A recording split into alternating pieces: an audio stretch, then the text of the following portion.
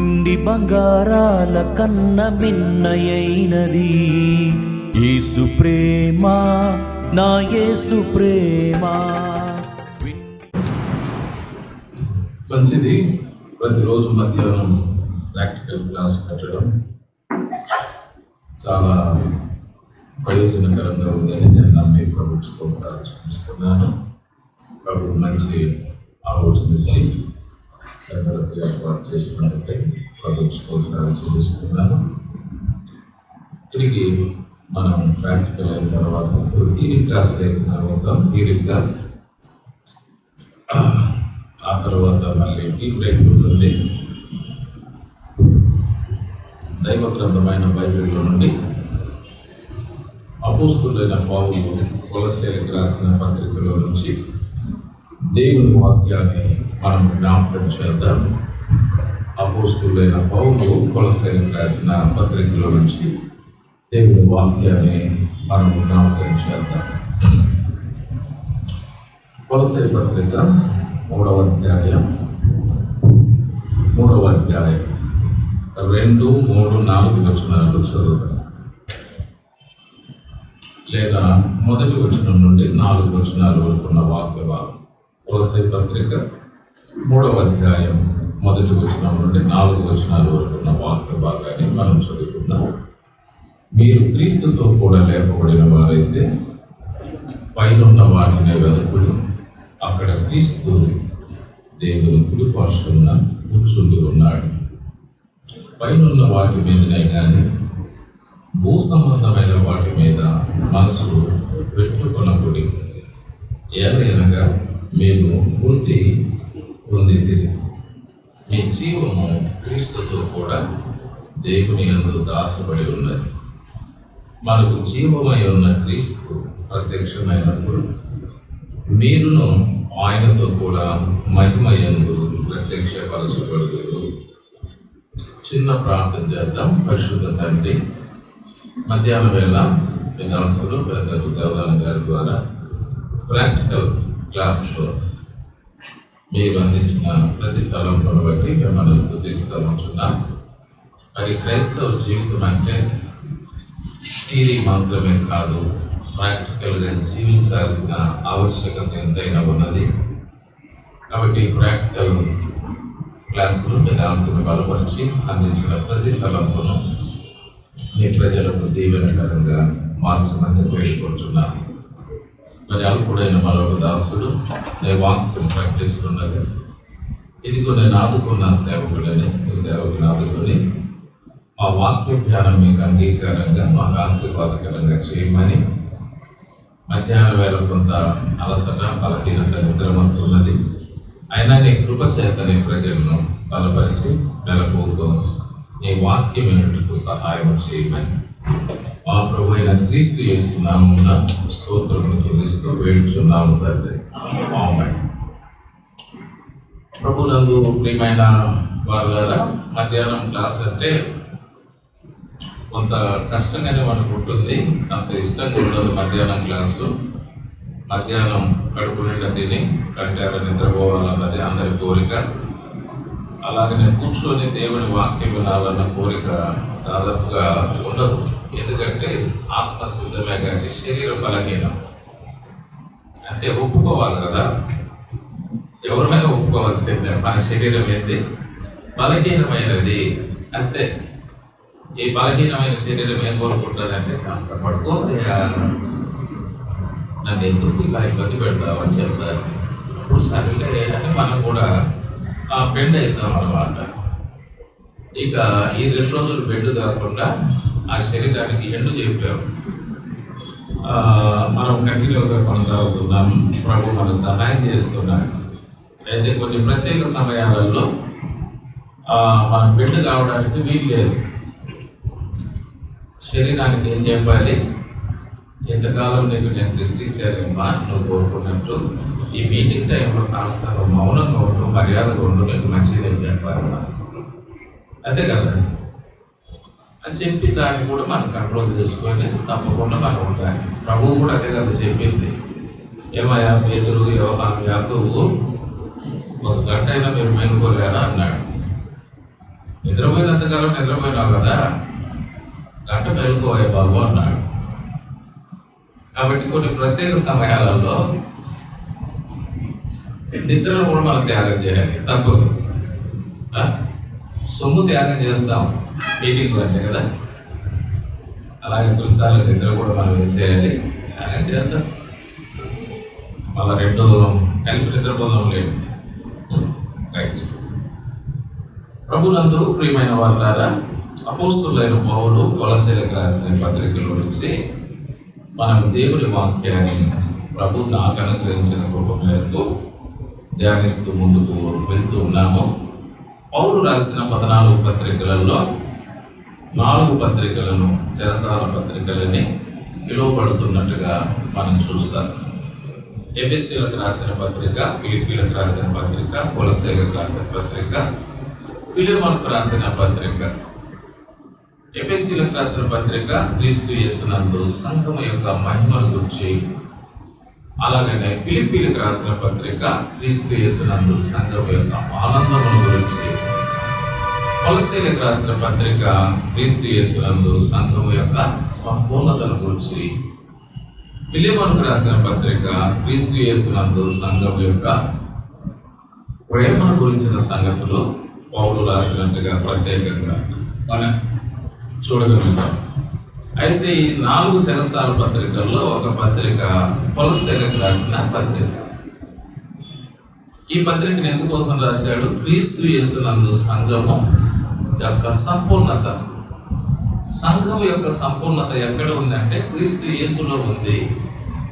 ఎందుకంటే క్రీస్తు యేసే సంఘము కొరకు తన రక్తం ఇచ్చి సంఘాన్ని ఏం చేశాడు? సంపాదించాడు.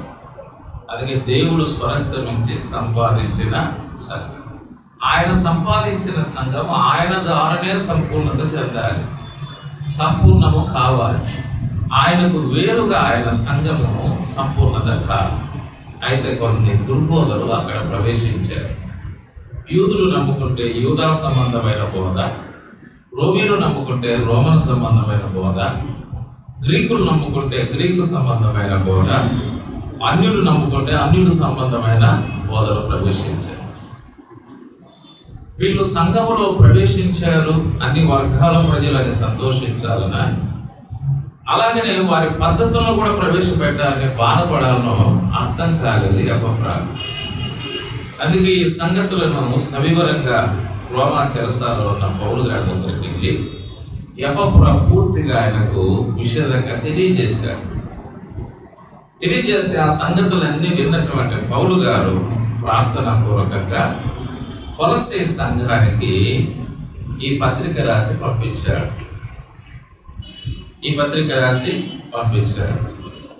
సంఘము క్రీస్తు యేసునందు మాత్రమే సంపూర్ణత చెందుతుంది, కానీ సంఘము క్రీస్తుకు వేరుగా సంపూర్ణత చెందదు అనే సత్యాన్ని వారికి తెలియజేశాడు. కొలస్సీయులకు ఏం అర్థం కాలేదంటే క్రీస్తు యొక్క దైవత్వం వారికి అర్థం కాలేదు. ఏమర్థం కాలేదు? క్రీస్తు యొక్క దైవత్వం వారికి అర్థం కాలేదు. అర్థం కానప్పుడు ఏం చేస్తున్నారంటే అన్య సంబంధమైన ఆచారాలకు వాళ్ళు చోటిస్తున్నారు. మనకు కూడా క్రీస్తు అర్థం కానప్పుడు మనం ఏం చేస్తాము? వేరే పద్ధతులకి మనం వెళ్ళిపోతాం. ఆ క్రీస్తు అర్థం కాక అపార్థం చేసుకునే వాళ్ళు ఇతరాత్రమైన పద్ధతులలో బోధలలో ఆసక్తి చూపిస్తున్నట్టుగా మనం చూస్తాం. ఇలా అందుకే ఇక్కడ క్రీస్తుల గురించిన ఆయన దైవత్వముల గురించిన సంపూర్ణమైన సత్యాన్ని పౌలు గారు కొలస్సీయులకు రాసినట్టుగా మనం చూస్తాం.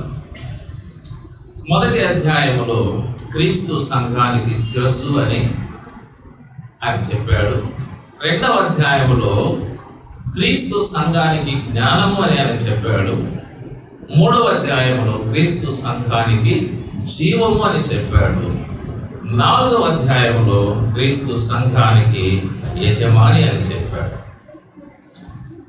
కాబట్టి 1వ అధ్యాయం ఆయన శిరసత్వాన్ని, సంఘానికి ఆయన శిరస్సు అని సత్యాన్ని చెబుతూ ఆ శిరస్సుకు అన్నిటిలో ఏమివ్వాలి? సంఘము ప్రాధాన్యత ఇవ్వాలి అని చెప్పాడు. శిరస్సుకు ప్రాధాన్యత ఇవ్వాలి, కానీ నువ్వు ఏ మతంలో నుంచి వచ్చావో ఆ మతానికి కాదు ప్రాధాన్యత, నువ్వు ఏ కులంలో నుంచి వచ్చావో ఆ కులానికి కాదు ప్రాధాన్యత ఇవ్వాల్సింది, నువ్వు ఏ ఆచారాల నుంచి వచ్చావో ఆ ఆచారాలకు కాదు ప్రాధాన్యత అని కొన్ని విషయాలు అక్కడ పౌలు గారు తెలియచేశారు. కాబట్టి క్రీస్తుకు ప్రాధాన్యత ఇస్తేనే, క్రీస్తును హత్తుకుంటేనే ఆ సంఘము సంపూర్ణమైన వృద్ధి చెందుతుంది అనే ఒక సత్యాన్ని అక్కడ చెప్పాడు. ఇక రెండవదిగా మనం చూస్తే క్రీస్తు సంఘానికి జ్ఞానమై ఉన్నాడు. లోక సంబంధమైన జ్ఞానము ద్వారా సంఘము సంపూర్ణత చెందదు, కానీ అది తిరిగి మళ్ళీ లోకంలోనికి వెళ్ళిపోతుంది. కాబట్టి జ్ఞానమై ఉన్న క్రీస్తు, దేవుని శక్తి, దేవుని జ్ఞానము క్రీస్తే. కాబట్టి ఆ జ్ఞానాన్ని మనం అనుసరించాలి. ఆ జ్ఞానము ద్వారానే మనం ఏమవుతామంటే సంపూర్ణులమవుతాము అనే ఒక సత్యాన్ని ఆయన 2వ అధ్యాయంలో స్థాపించాడు. దేవుని జ్ఞానం యొక్క లక్షణాలు ఎలా ఉంటాయో, ఆ జ్ఞానము క్రీస్తేనని, ఆ జ్ఞానములో ఉన్న ఆ లక్షణాలు ఏమిటో అన్న సంగతులు చెప్పాడు. వాటిని అనుసరించడం ద్వారా సంఘము సంపూర్ణత చెందుతుంది, కానీ మూలపాఠములను, లోక సంబంధమైన మూలపాఠాలను అనుసరించడం ద్వారా అది తిరిగి మళ్ళీ లోకంలోనికి వెళ్ళిపోతుందన్న సత్యాన్ని అక్కడ చెప్పాడు. ఇప్పుడు 3వ అధ్యాయంలోకి మనం వచ్చాము. 3వ అధ్యాయంలో ఏం చెప్తున్నాడు? ఇక్కడ 4వ వచనం, మనకు జీవమై ఉన్న క్రీస్తు. క్రీస్తు సంఘానికి ఏమై ఉన్నాడు? జీవం. ఆయన అందరికీ జీవాన్ని ఇచ్చినవాడు, అందరికీ జీవం ఇచ్చినవాడు.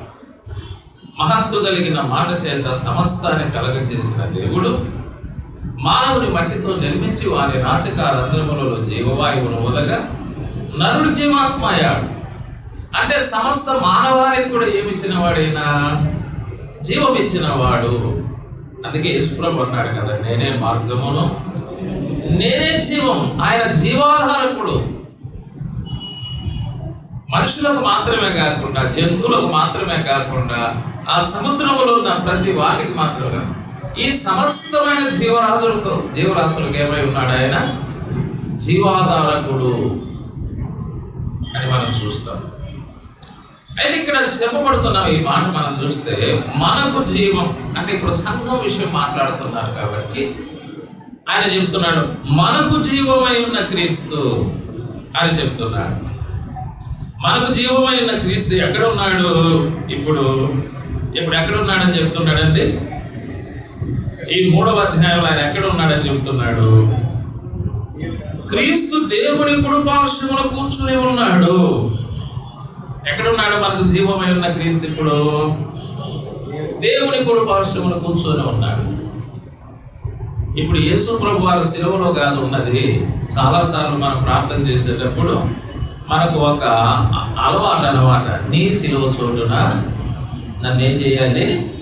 అలాగ మరుగు పెట్టు అని. అంటే ఆయన శిలువ మీదనే ఉంటాడు, ఇది మనం మరుగు చేయాలి అని అదే ప్రార్థన కంటిన్యూ చేస్తున్నాం. అంటే కొన్ని ఎలా ఉంటాయంటే మనకు అలవాటు ప్రకారంగా ఉంటాయి,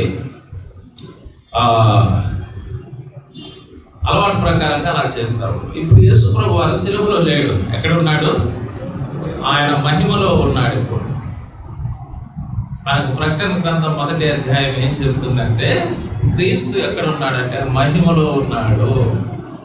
అది శిలువలో కాదు, ఆయన మహిమలో ఉన్నాడు. ఇప్పుడు తండ్రి కుడి పార్శ్వమున ఏమై ఉన్నాడు? ఆయన ఆసీనుడై ఉన్నాడు అన్న సంగతి మనం చూస్తాం. అంటే మనకు జీవమై ఉన్న క్రీస్తు ఎక్కడ ఉన్నాడంటే ఆయన పరలోకములో ఉన్నాడు. ఆయన ఎక్కడ ఉన్నాడు? పరలోకములో ఉన్నాడు. అందుకే ఇక్కడ పౌలు గారు ఏం చెప్తున్నాడంటే, సంఘము సంపూర్ణం కావాలంటే సంఘానికి జీవమై ఉన్న క్రీస్తు ఎక్కడ ఉన్నాడంటే పరలోకములో ఉన్నాడు. సంఘం యొక్క మనసు కూడా ఎక్కడ ఉండాలి? అది ఇప్పుడు మన డబ్బులు జేబులో ఉంటే ఎప్పుడు ఇట్లా జేబులు తచ్చాడుకుంటూ ఉంటాం అన్నమాట, జేబులో పెట్టుకుంటే. అంటే డబ్బులు ఇక్కడ ఉంటే వేరే చోట మనం తచ్చాడం, ఎక్కడ ఉన్నాయో మన మనసు కూడా అక్కడే ఉంటుంది. బీరువాలో పెడితే బీరువా మీద మనసు ఉంటుంది. ఆ డబ్బులు కానీ బంగారం కానీ ఎక్కడ పెట్టామో మనసు మాత్రం ఎక్కడ ఉంటుంది, అక్కడే ఉంటుంది. కొన్నిసార్లు కొత్త చెప్పులు వేసుకొని వస్తాము, అక్కడ వదిలిపెడతాం, ఆ చెప్పుల మీదే మనసు ఉంటుంది, ఎవరైనా తీసుకెళ్తారేమో అని చెప్పి. ఇది ఒక పెద్ద శోధన మనకు విశ్వాసులు కదా. మొత్తానికి వీళ్ళు అనుకున్నట్టుగా ఎవరొకరు తీసుకొని పోతారు నమ్మకంగా. ఆయన అలా కూడా జరుగుతూ ఉన్నాయి కొన్ని చోట్ల, మా సంఘంలో కూడా జరుగుతూ ఉంటాయి. కొత్త చెప్పులు తీసుకుంటారు, పాపం ఏడుస్తారు కొంతమంది పిల్లలు. అంటే మనసు పాపం ఎలా ఉంటుంది అంటే, ఆ చెప్పులు కొత్త వేదిక దాని మీదే ఉంటుంది, పాపం వర్షిప్లో ఉంటుంది, దాని మీద పెట్టుకుంటారు. మనకి చూస్తే ఒక సెల్ ఫోన్ కొత్తది కొనుక్కుంటే దాని మీదే మనసు ఉంటుంది, ఒక డ్రెస్ కొత్తది కొంటే దాని మీదే మనసు ఉంటుంది. లేదా ఒక 4-wheeler కొనుక్కున్నాం అనుకో, ఎక్కడ కింద పడిందో, ఎక్కడ దానికి వస్తుందో అని చెప్పి దాని మీదే మన మనసు ఉంటుంది. అంటే ఒక విలువైన వస్తువులు, మనకు చెందిన ఒక విలువైన వస్తువులు ఎక్కడ ఉంటాయో దాని మీద మన మనసు. అది ప్రియుల, మనకన్నిటికంటే విలువైన వాడు ఎవరు చెప్పండి? యేసు ప్రభు. యేసు ప్రభు. ఇప్పుడు మన మనసు, సంఘం యొక్క మనసు ఎక్కడ ఉండాలి? ఆయన మీద ఉండాలి. ఆయన ఎక్కడ ఉన్నాడు ఇప్పుడు? పరలోకంలో ఉన్నాడు. పరలోకంలో ఉన్నాడు. కాబట్టి సంఘం యొక్క మనసు ఎక్కడ ఉండాలంటే పరలోకంలో ఉన్న ప్రభువు మీద ఉండాలి అని చెప్పాడు. ఎందుకు ఉండాలి అంటే, మనకు లూకా సువార్త 10వ అధ్యాయం 20వ వచనం ఏం చెబుతున్నది? 10:20 ఏమన్నాడండి? 10వ అధ్యాయము 20వ వచనంలో మనం ఒకసారి చదివితే, అయినను దయ్యములు మీకు లోబడుచున్నవని సంతోషింపక మీ పేర్లు పరలోకమందు రాయబడి ఉన్నవని సంతోషించుడని వారితో చెప్పాడు. యేసుప్రభు వారి శిష్యులు వచ్చి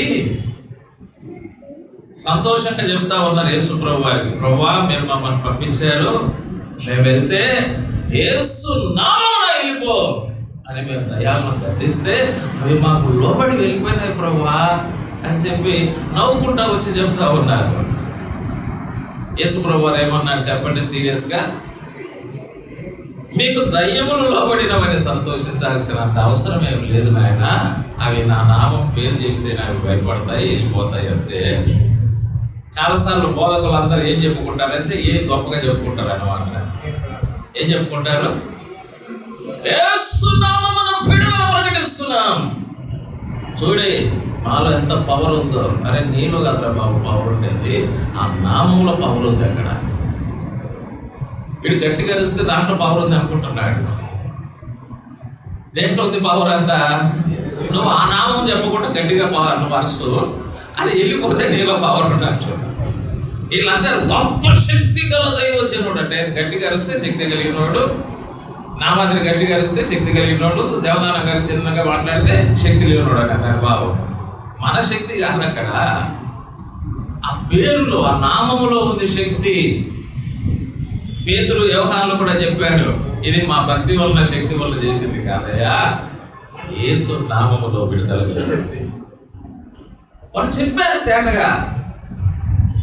ఇప్పుడు అలా చెప్పకుండా ఇది మా శక్తి వల్ల జరుగుతూ ఉందని పాపం చెప్పుకుంటా ఉన్నారు, వాళ్ళు సంతోషిస్తూ ఉన్నారు.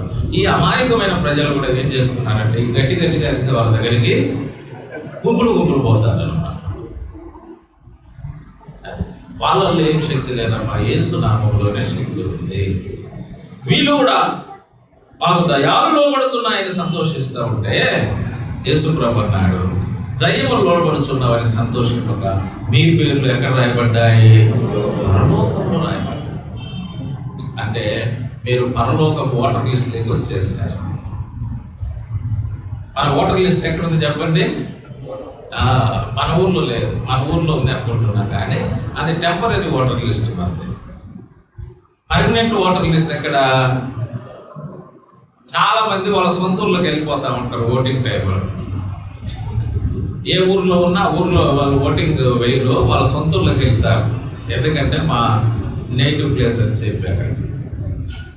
మనకు పర్మనెంట్ ఓటర్ ఐడి కార్డు ఎక్కడ ఉందంటే పరలోకంలో ఉంది. ఎప్పుడైతే ప్రభు అయిన యేసుక్రీస్తును సొంత రక్షకుడుగా అంగీకరించామో, మన పాపాలు ఒప్పుకున్నామో, క్రీస్తు రక్తము చేత మనం కడగబడామో, క్షమాపణ పొందామో, అప్పుడే మన పేర్లు ఎక్కడ రాయబడ్డాయి? పరలోకంలో రాయబడ్డాయి. పరలోకంలో రాయబడ్డాయి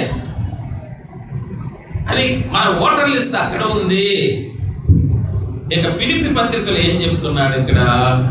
ఫిలిప్పీ పత్రిక 3వ అధ్యాయంలో ఒక మాట కూడా చెప్తాడు ఆయన. ఫిలిప్పీలకు రాసిన పత్రిక 3వ అధ్యాయంలో 21వ వచనం, సమస్తమును తనకు లోబరుచుకున్న జారిన శక్తిని బట్టి, క్షమించండి 20వ వచనం చదవండి, మన పౌరస్థితి పరలోకమందున్నది. మన పౌరస్థితి ఎక్కడ ఉంది?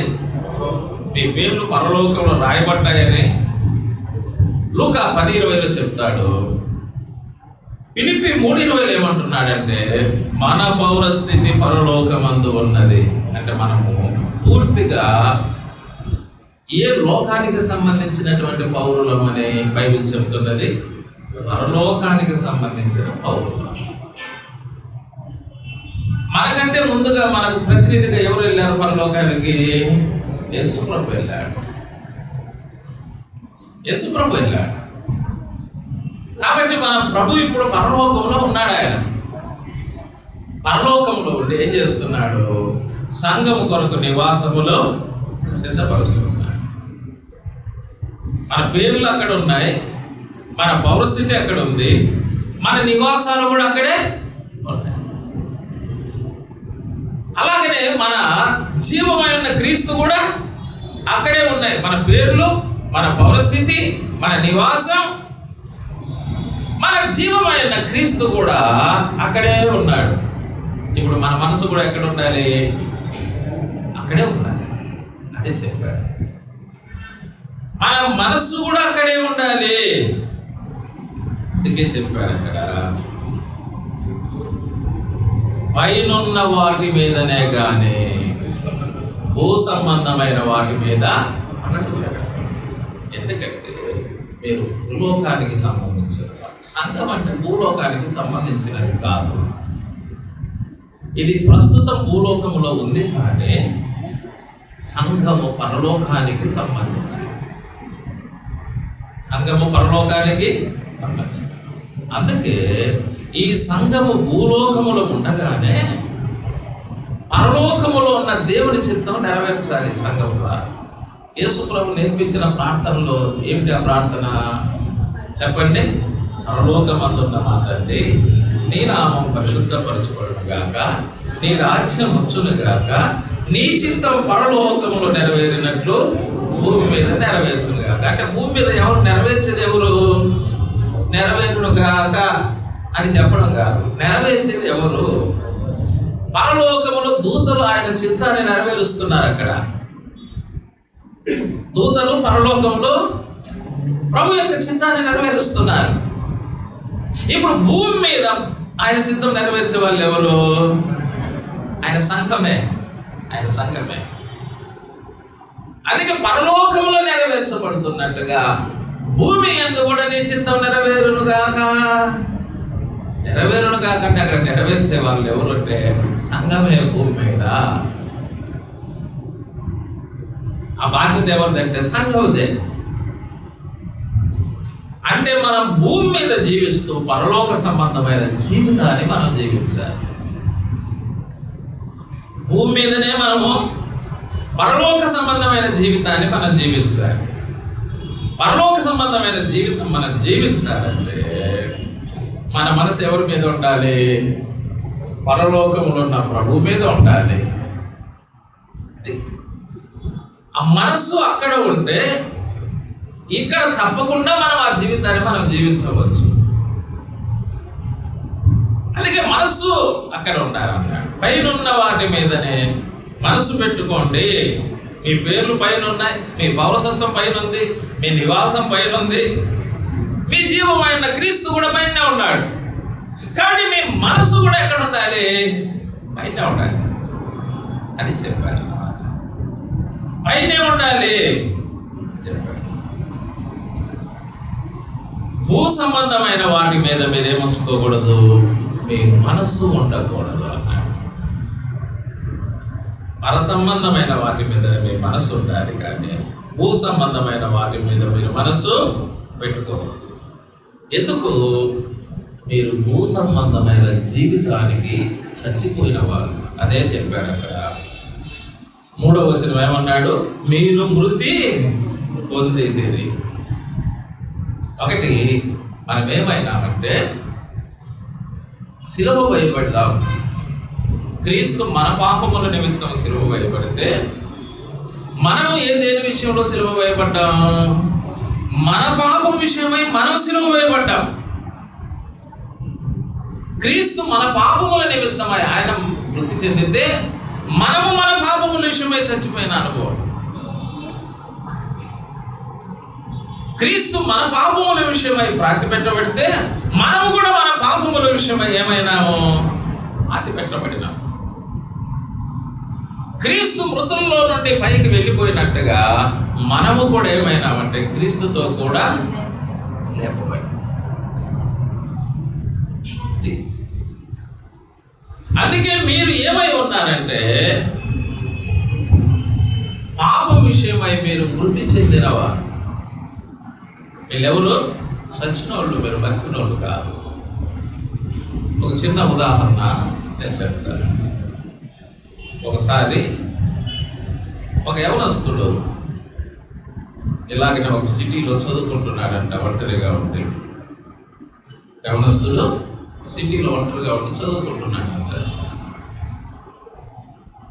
అతడు తన గదిని కూడా ఎక్కడ తీసుకున్నాడంటే ఒక రెడ్ లైట్ ఏరియాలో తీసుకున్నాడంట. ఎక్కడ తీసుకున్నాడు? Red light area. చదువుకుంటాడు. అమ్మ నాన్న బాగా డబ్బులు పంపిస్తామంటే చదువుకొని ఇంకా రెడ్ లైట్ ఏరియాలో గది తీసుకొని బాగా తినడం, తాగడము. ఇక రెడ్ లైట్ ఏరియాలో ఏం చేస్తారు మనకు తెలుసు. అలాంటివి అన్నీ చేస్తూ ఉన్నాడు. అయితే ఒకరోజు ఆ యవనస్తుడు పట్టుబడ్డాడు. ఒకరోజు ఆ యవనస్తుడు ఏమైనాడు? పట్టుబడ్డాడు. ఎవరికి? పోలీసులకు కాదు, ప్రభువుకు పట్టుబడ్డాడు. తన పాపముల గురించి, నీతిని గురించి, తీర్పుల గురించి స్వార్థులనే మన పాపం విషయమై పశ్చాత్తాపడి ప్రభు నమ్ముకున్నాడు. నమ్ముకుంటానే రెడ్ లైట్ ఏరియాను ఖాళీ చేశాడు. రెడ్ లైట్ ఏరియాను ఏం చేశాడు? ఖాళీ చేశాడు. వేరే ఏరియాకు వచ్చేసాడు. ఒకరోజు అత్యవసరమైన పనిపడి అటు వెళ్తున్నాడంట. ఆ రెడ్ లైట్ ఏరియాలో ఒక ఆవిడతో బాగా సన్నిహితంగా ఉండేవాడంట. ఆమె పిలుస్తూ ఉందంటే ఇతను పేరు పెట్టి, కానీ ఇతడు వెనక్కి దొరకకుండా వెళ్ళిపోతా ఉన్నాడంట. పోతా ఉంటే వెళ్ళి చొక్కా పడుతున్నాడు. అంటే అంత సన్నిహితం ఉంది అన్నమాట. పేరు పెట్టి అక్కడ పిలిస్తే, అమ్మ నువ్వు ఎవరిని అనుకుంటున్నావు? నేను ఆ వ్యక్తిని కాదు. తమాష పడుతున్నావా? నువ్వు ఆ వ్యక్తిని కాదు, నాకు తెలీదా అని ఆమె అంటుందంట. నువ్వేమో ఆ వ్యక్తిని అని చెప్తున్నావు, నేను ఆ వ్యక్తిని కాదు. నేను నా పాపం విషయమై నేను ఎప్పుడు ఏమైపోయాను? చచ్చిపోయాను. కొన్నిసార్లు మనము ప్రభుని నమ్ముకున్న పాపం మాత్రం మనం ఏం చేస్తూ ఉంటుంది? మననేమో వెంబడిస్తూ ఉంటారు. అదే నువ్వు విడిచిపెట్టింది అనుకోవాలంటే, నేను యేసు ప్రభుని నమ్ముకున్నా, నా దగ్గరికి పాపమే రాదు, అంత పుణ్యమే వస్తుంది, నేను పుణ్యాత్మునైనా అనుకోబాకండి. యేసేపు దగ్గరికి వచ్చిందా లేదా? వచ్చిందా లేదా? యేసేపు దగ్గరికే వచ్చింది. ఇంట్లో ఎవరు లేరు, నేను ఒంటరిగా ఉన్నా అని చెప్పి. ప్రభుని నమ్ముకున్నంత మాత్రమే పాపం మన దగ్గరికి రాదు అనకూడదు. ప్రభుని నమ్ముకున్న తర్వాతే పాపం ఎక్కువగా మనం వెంబడిస్తారు. నీ ఎంత చూస్తారంటారు, నీ ఎంత చూస్తారంటారు. మనం ఏ విషయాల్లో అయితే ప్రభుని నమ్ముకోకముందు తప్పిపోయి ఉన్నామో ఆ విషయాలన్నీ మళ్ళీ రిపీట్ కావడానికి మనం వెంటాడుతాయి. మనం ఏం చేస్తాయంటే వెంటాడుతాయి. అయితే మనం ఏమై ఉంటాము, పాపం విషయం ఏమైనామో మృతి చెందాము. ఇక దాంట్లో మనం ఏం చేయలేమంటే నిలబడలేము. చచ్చిపోయినాడు పాపంలో మళ్ళీ నిలబడలేము. ఈ మధ్య ఒక కొత్త బోధ వచ్చింది. ఏ బోధ తెలుసా? పాపం ఎక్కడ విస్తరించుతున్నదో కృప అక్కడ అపరిమితముగా విస్తరించుతున్నది. కాబట్టి ఒక విశ్వాసి పాపం చేసినా కూడా తప్పు లేదు. ఒక బోధ వచ్చింది. పాపం ఎక్కడ విస్తరిస్తుందో కృప కూడా విస్తరిస్తారు. ఇది ధర్మశాస్త్ర కాలం కాదు, ఇది కృపాకాలము అని ఒక తప్పుడు బోధ కూడా తీసుకొచ్చారు.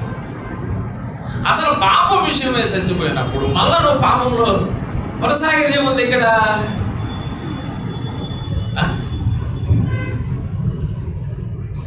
కొనసాగేదేముంది? ఇటువంటి తప్పుడు సిద్ధాంతాలు కూడా తీసుకొచ్చారండి. ఈ మధ్య ఒక యవనస్తుడు తీసుకొని వచ్చాడు ఆ సిద్ధాంతాన్ని.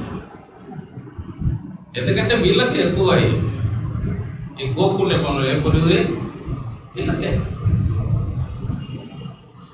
వాడు ఒక తప్పు చేశాడు, ఆ తప్పును వాడు సరి చేసుకోవడానికి ఇష్టం లేక వాడు ఏం చెప్తున్నాడు? ఈ బోధ చేస్తున్నాడు. మన వాళ్ళు కూడా కొంతమంది చప్పట్లు కొడుతున్నారు. ఒక ఆయన అన్నాడంట, నేను ఇంతకాలం ఇటువంటి బోధే వెళ్ళలేదు అన్నాడంట. ఇది ఒక పెద్ద బాధ. ఎంత అద్భుతమైన సత్యాన్ని చెప్పాడు సహోదరుడు అన్నాడంట. చూడండి ఎట్టుందో. మళ్ళీ ఆయన కూడా ఎవరు? ఆయన తప్పిపోయిన ఆయన. ఈ తప్పిపోయిన వాళ్ళంతా జత కడుతున్నారు. ఇప్పుడు ఈ జత పని వారైనారు. తప్పిపోయిన వాళ్ళంతా ఏ పని వారైనారు? జత పని వారైనారు. ఇప్పుడు ఈయన చెప్పిన సత్యము ఇన్నేళ్ల నుంచి ఆయన వెళ్ళేదంట. ఆయన కంటే పెద్దోడు ఈయన.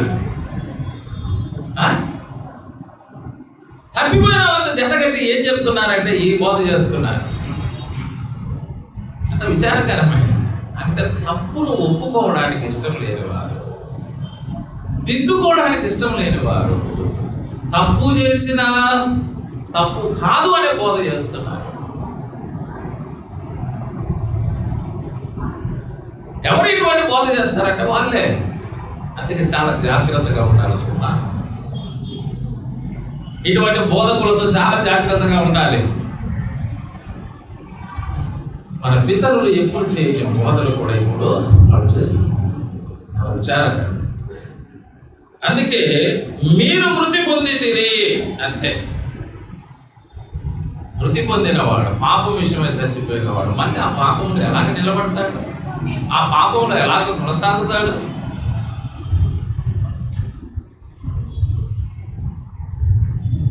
అది మనం చూడాలి ఇక్కడ. అందుకే పైన వాటి మీద మనసు ఉండాలి, కానీ భూ సంబంధమైన వాటి మీద మనసు పెట్టకూడదు. ఆ భూ సంబంధమైనవి ఏవేమో చెప్పాడు అక్కడ 3వ అధ్యాయము 5వ వచనం. ఏం చెప్పాడు?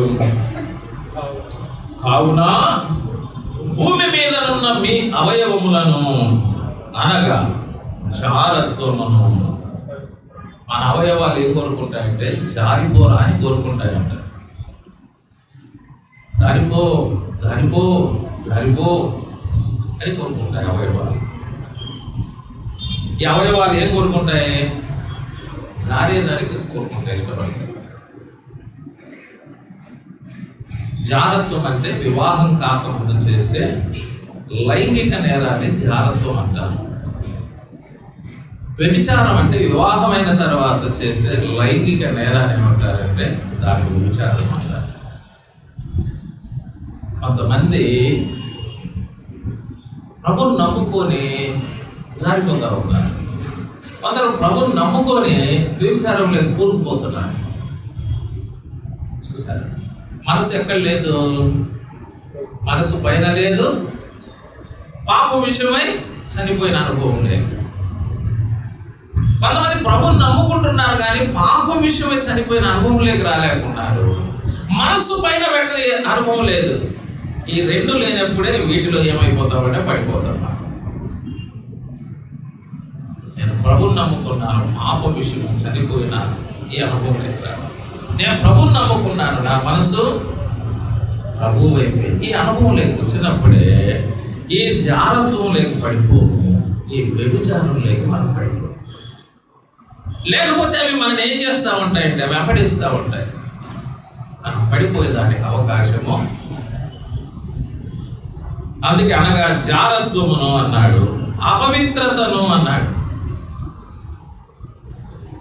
అపవిత్రమైన కార్యాలు మనం ఎక్కువగా ఇష్టపడుతూ ఉంటాం. ప్రభువు పరిశుద్ధుడై ఉంటే ఆయన పరిశుద్ధతకు భంగం కలిగించే వాటిని మనం అపేక్షిస్తూ ఉంటాం. ఇప్పుడు కోతి బొమ్మలను అక్కడక్కడ పెట్టింటారు, చూసారా మీరు? ఇప్పుడు కోతి బొమ్మలను ఎక్కువగా పార్కులలో పెట్టింటారు. ఆ 3 కోతి బొమ్మలు. ఎందుకంటే కోతి పనులన్నీ పార్కులలోనే చేస్తారు. ఎక్కువగా కోతి పనులన్నీ ఎక్కడ చేస్తారు? పార్కులలోనే చేస్తారు. కాబట్టి ఆ 3 కోతి బొమ్మలను అక్కడే పెట్టింటారు. ఏంటంటే చెడు చూడగాకు, చెడు మాట్లాడగాకు, చెడు వినగాకు. ఇంకొక 4వ కోతి బొమ్మను కూడా పెట్టే మంచిది, చెడు చేయవాకు అని. అంటే అపవిత్రమైన కార్యాలకు కేంద్రాలుగా మారిపోతున్నాయి. అందుకే అక్కడక్కడ వాళ్ళు చేస్తున్న కార్యాలను వీడియో షూట్ చేసి మళ్ళీ అప్లోడ్ చేస్తూ ఉంటారు కొంతమంది. అంటే వీళ్ళ డ్యూటీ ఇది అన్నమాట. వాళ్ళ డ్యూటీ ఏదైతే వీళ్ళ డ్యూటీ ఇది.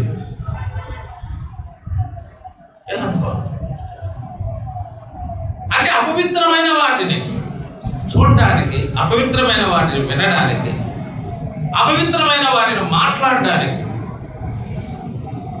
అందుకే తిమోతితో పౌలు ఏమంటాడంటే అపవిత్రములైన ముసలమ్మ ముచ్చటలకు దూరంగా ఉండు. అది అపవిత్రం అంటే నువ్వు చూసేది అపవిత్రమా, నువ్వు వినేది అపవిత్రమా, నువ్వు మాట్లాడేది అపవిత్రమా, వాటికి నువ్వు దూరంగా ఉండు. అప్పుడే నీ భక్తి జీవితాన్ని నువ్వేం చేసుకుంటావు? సాధకం చేస్తావు. కొంతమంది రెండింటికి మేము సమానంగా ఉంటామన్నా, ఒక చేత్తో అది ఒక చేత్తో ఇది అన్నట్టుగా ఉంటారు. ఒకసారి దైవజనులు ప్రభుదాస్ అంకుల్ గారు నాకు చెప్పారు. ఇంకా నేను చిన్నవాడుగా ఉన్నాను. నేను 2000 సంవత్సరంలో సేవకు వచ్చాను. ఆయన నాతో ఒక మాట చెప్పాడు. అయ్యా సామ్నాథం, నేను యవనస్తుడిగా ఉన్నప్పుడు నాతో కలిసి ఒక వ్యక్తి సేవ చేసేవాడు. చాలా ఆసక్తిగా ఉండేవాడు. అయితే ఆ తర్వాత అతని వివాహం అడ్డమార్గంలో చేసుకున్నాడు. అతను అడ్డమార్గంలోనే ధనవంతుడైపోయినాడు. ఇప్పుడు బైబిల్ కూడా చదువుతాడు. ఇప్పుడు కూడా చదువుతాడు. అయితే బైబిల్తో బట్టి ఇక్కడ ఒక బ్రాంతి కూడా పక్కన పెట్టుకొని అది తాగుతూ చదువుతాడంట. ఒకప్పుడు టీ తాగుతూ చదివేవాడు, ఇప్పుడు ఏం చదువుతున్నాడంట? ఓ పెంకులు పోసుకొని. అంటే కొంతమంది సమానంగా ఉంటారన్నమాట. ఇది నేను దానికి ఒక ఉదాహరణ చెప్తా ఉన్నాను. అంటే అపవిత్రమైన వాటికి పవిత్రమైన వాటికి ఎట్లుంటారు? సమానమైన దూరంలో ఉంటారు. వీళ్ళు మధ్యలో ఉంటారు. వీళ్ళని ఏమంటారంటే, యాకోబు తన 12 మంది కుమారులను వృద్ధాప్యుల దగ్గరికి పిలిచి ఒక్కొక్కరి గురించి ఒక్కొక్క ప్రవచనం చెప్పాడు. ఆ 12 మంది కొడుకులలో ఒక కొడుకు ఇషాకారుని గురించి ఏ ప్రవచనం చెప్తాడంటే, 2 దొడ్ల మధ్య పడుకున్న బలమైన గాంధారమా అన్నాడు. ఎన్ని దొడ్ల మధ్య పడుకుంది ఇది? 2 దొడ్ల మధ్య పడుకుంది. అంటే ఒకటి లోకం అనే దొడ్డి కావాలి, రెండవది సంఘం అనే దొడ్డి కూడా. పాల్గండి గారు చెప్తా ఉంటారు, ఉదయం ప్రేయర్ కాదు, మధ్యాహ్నం సినిమా కాదని. వీళ్ళు మధ్యలో ఉంటారు. వీళ్ళు అట్లయితే అట్లా అంటారు, ఇట్లయితే ఇట్లా అంటారు. వందనాలని చెప్తారు, తందనాలని కూడా ఆడతారు. మళ్ళా రెండు బ్యాచ్లకు సంబంధించిన మనం చూస్తే, అందుకే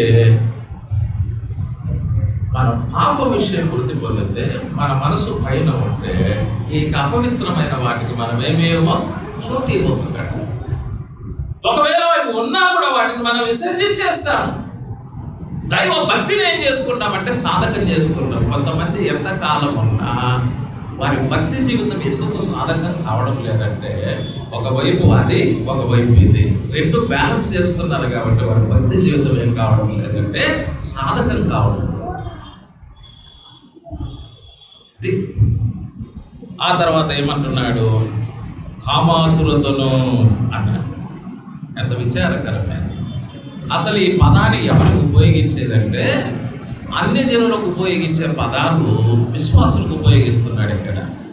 మీరు ఎఫెసీలకు రాసిన పత్రికలో ఈ పదాలు మనం గమనిస్తే చూడండి. ఎఫెసీలకు రాసిన పత్రిక 4వ అధ్యాయం 17వ వచనం ఏం చెబుతున్నాడండి? కాబట్టి అన్ని జనులు నడుచుకున్నట్లు మీరు ఇక మీదట నడుచుకొనవలదు అన్నాడు. అన్ని జనులు కొన్ని లక్షణాలు చెబుతూ 19వ వచనం దగ్గరికి రండి. ఏమంటున్నాడు? వారు సిగ్గు లేని వారై ఉండి. అన్ని జనులకు ఏమి లేదు, వాళ్ళకి సిగ్గు లేదు. నాడు విశ్వాసులు కూడా కొంతమంది సిగ్గు లేని వారుగా బతుకుతున్నారు. తర్వాత ఏమన్నాడు? నానా విధమైన అపవిత్రతను అత్యాశతో జరిగించుటకు తమను తామే కామకత్వమునకు అప్పగించుకుంది. ఈ సంగతులన్నీ ఎవరి గురించి చెబుతున్నాడు అంటే అన్ని జనుల గురించి చెబుతున్నాడు. మీరు అన్ని జనుల వల్ల నడుచుకోకూడదు అంటున్నాడు. అంటే అక్కడ అర్థమైంది, కొంతమంది దేవుని జనులై ఉండి అన్ని జనుల వల్ల నడుచుకుంటున్నారు. అందుకే పదాలను ఆయన ఉపయోగిస్తున్నారు. అన్ని జనులకు ఉపయోగించవలసిన పదాలు ఎవరికి ఉపయోగిస్తున్నాడు? విశ్వాసులకు, సంఘానికి ఆయన ఉపయోగిస్తున్నారు.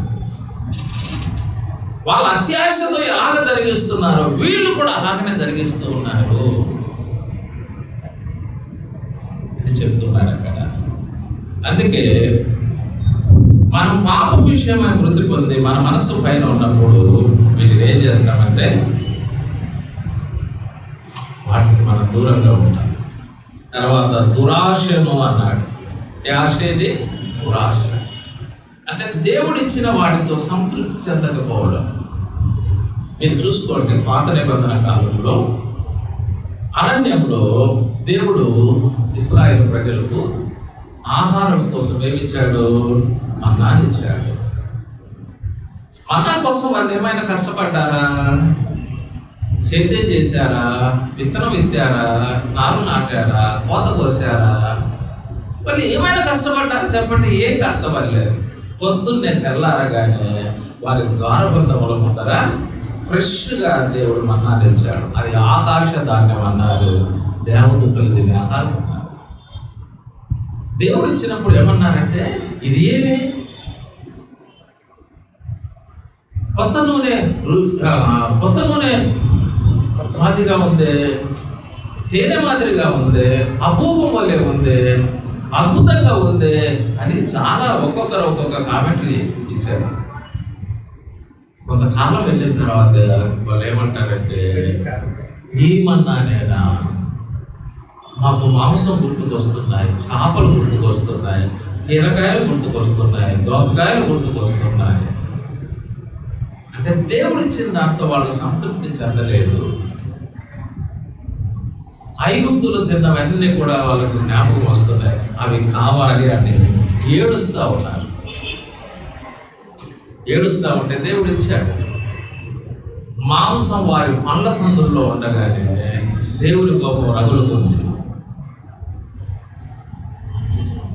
ఆ పేరు ఏం పేరు పెట్టారంటే కిబ్బోతు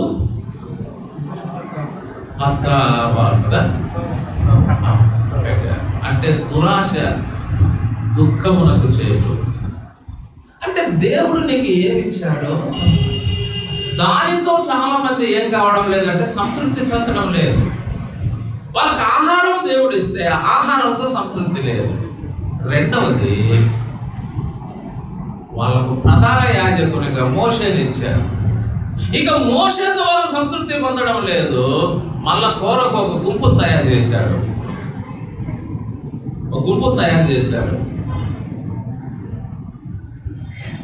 ఏంటి ఎప్పుడు నువ్వే ప్రధాన యాజకుడుగా ఉండాలా, మీ కొడుకులు యాజకులుగా ఉండాలా, మేమంతా నీ చేతి కింద ఉండాలా, తిరుగుబాటు చేశారు.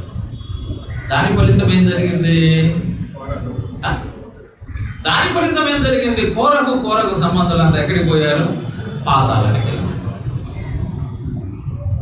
అంటే దేవుడు వాళ్ళకి ఇవ్వని పదవి, దేవుడు ఇవ్వని ఆహారం కోసం ఆశించారు, దేవుడు ఇవ్వని పదవి కోసం ఆశించారు. దాని ఫలితం ఏం జరిగింది? అక్కడ గొప్ప నష్టం జరిగింది. దురాశక్తి ఏందనుకుంటున్నామంటే, దేవుడు నీకు ఇయ్యని వాటిని నువ్వు ఆశించడం. అది దేవుడు నీకు ఇవ్వలేదండి, నీకు ఇవ్వంది నువ్వు ఎందుకు ఆశిస్తున్నావు? అదే దురాశ. అంటే దాని ఫలితం అక్కడ వాళ్ళు అనుభవించారు.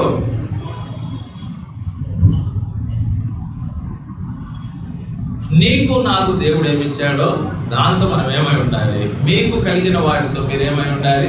సంతృప్తి జరుపుకుంటారు. క్రైస్తవ జీవితం అంటే సంతృప్తితో బతికేది కానీ దురాశ దుఃఖముగా మార్చుకునేది కాదు క్రైస్తవ జీవితాలు. ఈనాడు చాలా మంది దురాశ వాళ్ళకి ఇవ్వకపోయినా ఆమె కావాలని చెప్పి ఏడవడము, గొడవలు పెట్టుకోవడము, దాని తర్వాత వాళ్ళు వ్యక్తిగతంగా నష్టపోవడము, కుటుంబాలుగా నష్టపోవడం, సంఘానికి నష్టం కలిగించడం మనం చూస్తూనే ఉన్నాం. దురాశ ఎప్పుడు కూడా ఏం కలగజేస్తుంది అంటే దుఃఖమే కలగజేస్తుంది, వ్యక్తికైనా, కుటుంబానికైనా, సంఘానికైనా. అందుకే దేవుని బిడ్డల జీవితాలలో దురాశలు వద్దు. దేవుడు మనకిస్తే మంచిది, దేవుడు ఇవ్వని వాటి కోసం మనం వెళ్ళడు, దురాశలు పెట్టుకోకూడదు. ఆ తర్వాత ఏం చెప్పాడంటే కొలస్సే పత్రికలో మనం చూస్తే తర్వాత ధనాపేక్ష అన్నాడు కదా. ధనాపేక్ష, దురాశ తర్వాత ధనాపేక్షను, విగ్రహారాధన అయిన ధనాపేక్ష. మనకు చాలా సార్లు ధనం ఏమైపోయిందంటే ఒక విగ్రహం అయిపోయింది. మా మందిరం కడతా ఉన్నప్పుడు మేము ఇసుక తోలించేవాళ్ళం. చీకట్లోనే ఇసుక వస్తుంది అన్నమాట. ఆ ఇసుక డాక్టర్ యజమాని పేరు ఏం పేరంటే యేసురత్నం అయిపోయారు. ఆయన పొద్దున్నే డబ్బులు ఇవ్వాలన్నమాట. నేను రెడీగా ఉంటాను, డబ్బులు ఇస్తాను. ఇలా లెక్క పెట్టేసుకుంటాడు, ఇలా కళ్ళకు అందుకొని జోలో పెట్టుకుంటాడు. ఆయన పేరు యేసురత్నం. ఏంటంటే యేసురత్నం గారు డబ్బులను కళ్ళకు అందుకుంటాను. బాబు ఏది బాబు అంటారు? డబ్బు లక్ష్మీదేవి బాబుది, ఈ దేవి లేకుండా మనం బతికేది ఎట్లా? యేసురత్నం ఆయన మళ్ళా డబ్బులు ఏమైపోయినాయి? ఒక విగ్రహాలు. డబ్బులు చాలా మంది ధనం పెట్టుకుంటారు. వ్యాపారులు అందరూ కూడా, వ్యాపారం చేసే వాళ్ళంతా ఏం చేస్తారంటే వాళ్ళు ఫస్ట్ ఎవరైతే పోనీ ఇస్తారో tick tick tick tick tick tick tick tick అంటారు, దానికి ఒక ధనం పెట్టేసుకుంటాడు. చూసారా? ఇక్కడ ధనాపేక్ష దేవుని ప్రజలు. ధనం మనకు అవసరమే కానీ ధనాపేక్ష మనకు అవసరం ఉండకూడదు. ఎందుకు అంటే బైబిల్ ఏం చెబుతుందంటే తిమోతికి రాసిన మొదటి పత్రిక 6వ అధ్యాయం, 9వ వచనం ఏమంటాడంటే, ధనవంతులగుటకు అపేక్షించువారు శోధనలోను అన్నాడు. ధనవంతులు అవుట తప్పు కాదు, ధనవంతులు కావాలని అపేక్షిస్తారు చూడండి, అది తప్పు. అబ్రహాము ధనవంతుడైనా కాదా? దావీదు కూడా ధనవంతుడైనా, సొలొమోను ధనవంతుడైనా. అంటే ధనవంతులు కావాలి అనే అపేక్ష కలిగి అడ్డదారులలో పోయి ధనవంతులు కాలేదు వాళ్ళు ఎవరు కూడా. అది అడ్డదారులలో పోయి ధనవంతులు కాలేదు వాళ్ళు ఎవరు. చాలా మంది ఏమైపోతున్నారంటే ధనవంతులు కావాలని అడ్డదారులకు వెళ్ళిపోతున్నారు.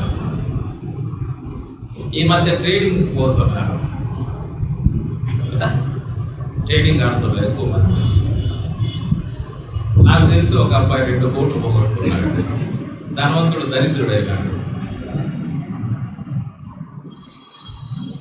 ఈ మధ్య ఎక్కువగా యూత్ దీంట్లోకి వెళ్ళిపోతున్నారంట. ముసలోళ్ళను మభ్యపెట్టేది, ఇంట్లో వాళ్ళ క్రెడిట్ కార్డులు డెబిట్ కార్డులు అన్ని దగ్గర పెట్టుకుంటేది, మొత్తం వీళ్ళే అంత ఆపరేటింగ్ చేస్తూ ఉంటారన్నమాట. ఈ ట్రేడింగ్ గేమ్లలో వెళ్ళిపోయి కొంతమంది వేలల్లో పోగొడితే, కొంతమంది లక్షలలో పోగొడితే, కొంతమంది కోట్లలో క్రైస్తవ సమాజమే. కారణం ఏంటంటే దీంట్లో రాత్రికి రాత్రి ఏం కావచ్చు అనుకుంటున్నారు, ధనవంతులు కావచ్చు. ఇది ఒక జూదం. మటకా ఎట్లనో పేకాట ఎట్లనో ఇది కూడా, ఇది ఏంటంటే ఈ ట్రేడింగ్ సిస్టమ్ అనేది ఒక జూదం. ఇది ధనవంతులు కావాలని అపేక్షించి చివరికి ఏమైపోయినారు, చాలా మంది దరిద్రులు అవుతున్నారు దీంట్లో. మన మాస్టర్ గారు చెప్తున్నాడు, మా కొడుకు 4 లక్షలు పోగొట్టినాడు బ్రదర్. మా సంఘంలో ఒక సహోదరుడు చెప్తున్నాడు, మా అన్న కొడుకు 2 కోట్లు పోగొట్టాడు బ్రదర్ అని. చూసారా, విశ్వాసుల సమాజంలోనే జరుగుతున్నాయి ఇవి. మన బయటలో మనకు అవసరం లేదు. చాలా జాగ్రత్త. అందుకే ఇది ఒక పెద్ద శోధన అన్నమాట. ఇది శోధన. ధనవంతులకు అపేక్షించు వారు శోధనలోను ఉరిలోను ఇంకేం చేస్తారు అంటే, వాళ్ళు అనుకున్నది వాళ్ళు సాధించలేనప్పుడు ఏం చేయాలి, ఉరి పెట్టుకోవాల్సిందే కదా, తప్పదు. అప్పుడు తీర్చలేడు, బతకలేడు, ఉరి పెట్టుకోవాల్సింది వస్తుంది. అవివేకయుక్తములను హానికరములైన అనేక దురాశల్లోనూ పడుతుంది. అటివి మనుషులను నష్టములోను నాశనములోను ముంచివేయును. ఎందుకనగా ధనాపేక్ష సమస్తమైన కీడులకు ఏమైందంట, కొందరు దానిని ఆశించి విశ్వాసము నుండి కూడా తొలగిపోయారంట. యూదా ఇశ్రాయేలు దేని నుండి తొలగిపోయినాడు, విశ్వాసం నుండి తొలగిపోయాడు. దేమా కూడా అంతే. పౌలు గారితో ఉంటే చేసాలను తప్పితే నాకేముండవని తెస్సలోనికకు వెళ్ళి గుర్రపందాల్లో పాల్గొన్నాడంట. దేమా నన్ను విడిచి తెస్సలోనికకు వెళ్ళాడు. ఎందుకు వెళ్ళాడు తెస్సలోనికకు? గుర్రపందాలకు పోయాడు. గుర్రపందాలు, క్రికెట్ పందాలు, ఎడ్ల పందాలు, మట్కా పందాలు, జూదం పందాలు, ట్రేడింగ్ పందాలు, ఇవన్నీ ఏం చేస్తున్నాయి? ఇక విశ్వాసం నుండి తొలగిపోయి నానా బాధలతో తమను తామే పొడుచుకున్నారన్నాడు. జాగ్రత్త సుమా. ఎవరో ధనవంతులుగా ఉన్నారు కాబట్టి మనము ఆ ధనవంతులు కావాలని అపేక్షించము. దేవుడు నిన్ను నన్ను ధనవంతులుగా చేస్తే చేయని, లేదా మనం ఇదే స్థాయిలో ఉండాలంటే ఉండని. నన్ను అంటా ఉంటారు చాలా మంది మా సహోదరులు, ఏందన్నా ఒక కారు తీసుకోవచ్చు కదన్నా అని. ఏమంటా ఉంటారు, కారు తీసుకోవచ్చు కదన్నా అని. నాకు ఎంత రెస్పెక్ట్ చేస్తున్నారు, నన్ను గురించి ఎంత ఎక్స్పెక్ట్ చేస్తున్నారు. నాకు రెస్పెక్ట్ మళ్ళీ దానికి మనం ఏం చేసేయాలి, కారు కొనాలి. కారు కొనాలంటే నేనేం చేయాలి, ఏం చేయాలి చెప్పండి.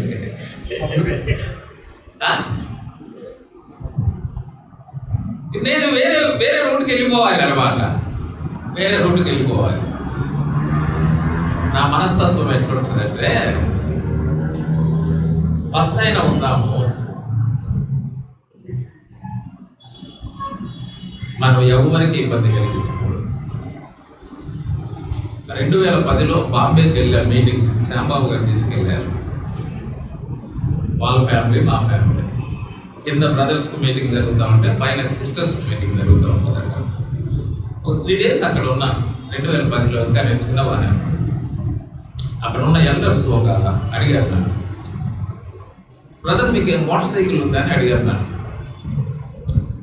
దేవుని మహాకృపను బట్టి 2010లోనే నాకు మోటార్ సైకిల్ ఉంది. కొత్తది కాకపోయినా సెకండ్ హ్యాండ్ అయినా ఉంది. ఇదేదో నాకు ఒక బంపర్ ఆఫర్ వచ్చినట్టుంది అని చెప్పి నేనేం చెప్పాలి మామూలుగా అయితే, బాబు నా సైకిలే లేదు బాబు అని చెప్పుకోవాలి. ఈనాడు చాలా మంది ఇదే చెప్తున్నారు, సువార్థికులు అని చెప్పి కూడా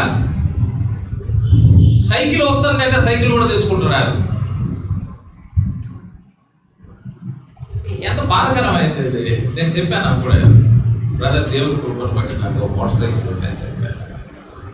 అంటే బహుశా ఒకవేళ లేకపోతే వాళ్ళు ఏమైనా తీపియాలనుకున్నారేమో నాకు తెలియదు. నన్ను అడిగారు ఆ ప్రశ్న. ఆ ప్రశ్నకి నేను ఇచ్చిన జవాబు అది. మనం ఎప్పుడైనా కొన్నిసార్లు ఎవరైనా కొన్ని అడగవచ్చు. అడిగినప్పుడు మన దగ్గర ఏముండాలి జవాబు? యథార్థమైన జవాబు. ఏదో తేరగా వస్తా ఉంది, ఒక అబద్ధం చెబితే వచ్చేస్తుందని గెహాజీ చెప్పినట్టుగా అబద్ధం చెప్పి మనం తెచ్చుకుంటే ఏమైంది? అది దాంతోపాటు ఏం తెచ్చుకున్నాడు? అది తెచ్చుకున్నాడు కానీ దాన్ని అనుభవించలేకపోయినాడు. ఆ సొక్కా కూడా వేసుకోలేకపోయినాడు. ఎందుకు? అది మనం తీసుకున్నది మనం అనుభవించలేకపోతే అంతకంటే బతికి చెప్పండి అట్లుంటుంది. అందుకే మనం ధనాపేక్ష మనకు అవసరం లేదు. సైకిల్ ఇచ్చి సైకిల్లోనే తిరుగుదాం, మోటార్ సైకిల్ ఇస్తే మోటార్ సైకిల్లో తిరుగుదాం, కారు ఇస్తే కారులో తిరుగుదాం, తప్పేం లేదు. ఎవరో తిరుగుతున్నారని నేను తిరగాలని మనం ఎప్పుడు అనుకోకూడదు. ఎవరో డూప్లెక్స్ వేస్తున్నారని మనం డూప్లెక్స్ లో ఉండాలని మనం కోరుకోకూడదు. మా ఇల్లు ఇప్పటి వరకు కూడా రేకుల షెడ్. మొన్ననే అది కుప్ప కూలిపోతే దాన్ని ఇప్పుడు ఆర్సీ బిల్డింగ్ గా తయారు చేస్తాం. చాలా మందికి తెలియదు, స్వామినాథం అంటే తెత్తు ఇంతలా ఉంటాడు, ఇంత ఉంటుంది అని కొంతమందికి ఎక్స్పెక్ట్ అనమాట నా గురించి. అంటే మనిషి కనపడేదానికి అట్లే ఉంటాం అనమాట.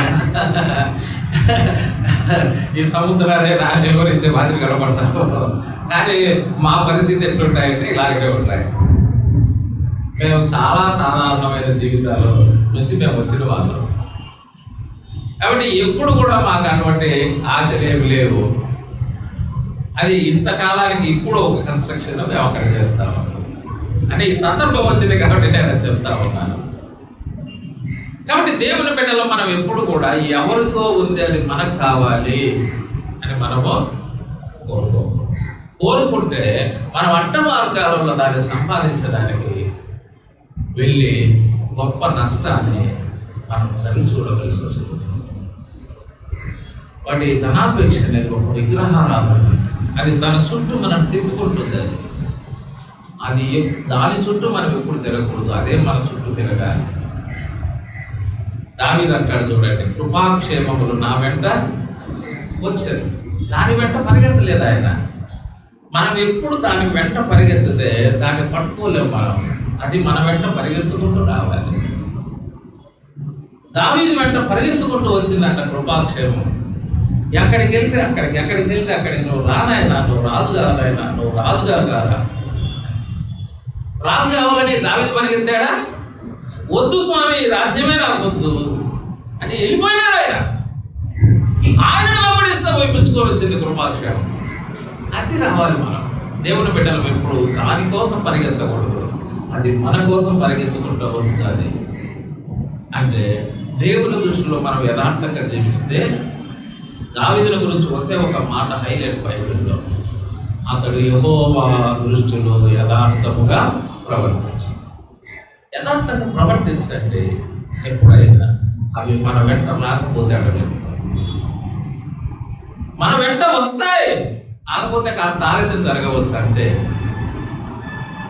ఆలస్యం జరుగుతుంది కానీ దేవుని బిడ్డలకు ఎప్పుడు అన్యాయమో అది నా జీవితంలో నేను నేర్చుకున్న ఒక సత్యం. కాబట్టి ప్రియమైన దేవుని బిడ్డలారా, మనం ముగిస్తా ఉన్నాం. సంఘము సంపూర్ణం కావడానికి ఈ సంఘం యొక్క పేర్లు ఎక్కడ ఉన్నాయి? లోకంలో ఉన్నాయి. సంఘం యొక్క పౌరసత్వం ఎక్కడ ఉంది? లోకంలో. సంఘం యొక్క నివాసాలు ఎక్కడ ఉన్నాయి? లోకంలో. ఈ సంఘానికి జీవమైన క్రీస్తు ఎక్కడ ఉన్నాడు? పరలోకంలో ఉన్నాడు. కాబట్టి సంఘం యొక్క మనస్సు పరలోకం మీదనే ఉన్నాయి.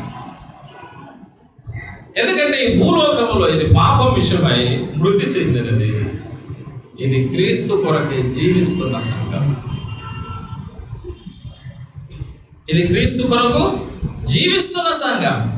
అందుకే జాగ్రత్త, మనకు అపవిత్రతను, కామరాతులతను, దురాశకు, విగ్రహారాధన, ధనాపేక్షను ఏం చేస్తారు? ఈ సంఘము చంపివేయండి. చంపేది ఇది. ఎందుకంటే దాన్ని మనం చంపకపోతే అదే మనం చంపుతుంది.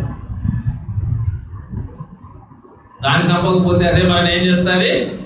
చంపేస్తుంది. అది చెప్పాడు అక్కడ. దాన్ని చంపండి అన్నాడు.